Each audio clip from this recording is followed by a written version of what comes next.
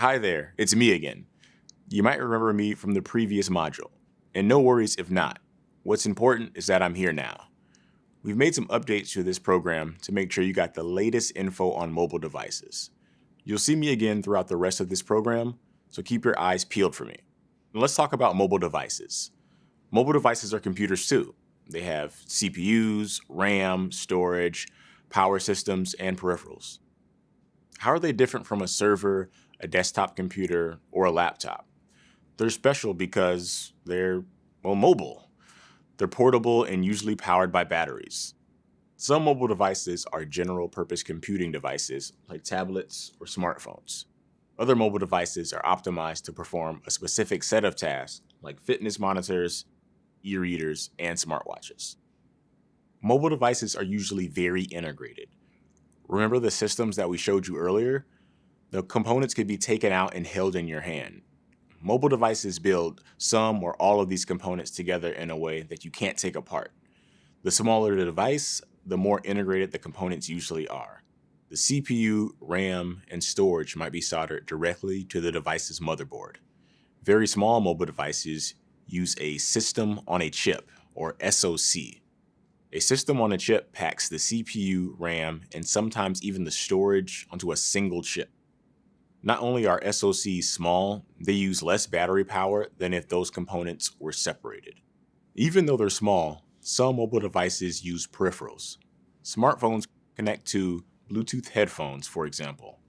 Mobile devices can also be a peripheral. A fitness tracker is a standalone device, but it can also be a peripheral to your smartphone. And that same fitness tracker might use a heart rate monitor as a peripheral. It's peripherals all the way down. Mobile devices may use standard or proprietary ports and connectors. You might need to have a specific adapter or connector for charging a device or connecting your mobile device to a computer.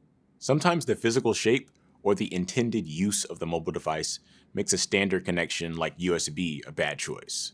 For example, say you have a waterproof fitness tracker. If it had a micro USB port, that port would be damaged if exposed to water. So instead, it's designed with a custom charging interface that can be submerged underwater. Here are some of the standard power, data, and display connector types you'll find used in mobile devices. This is a USB-C. Next, we have a lightning adapter, then a mini USB, and a micro USB, a micro HDMI, and a mini HDMI, and this is a mini DisplayPort. Because mobile devices are generally small and have limited access to power, they run operating systems and application software that's specifically designed to maximize their performance. We'll dive into mobile operating systems and applications in future videos.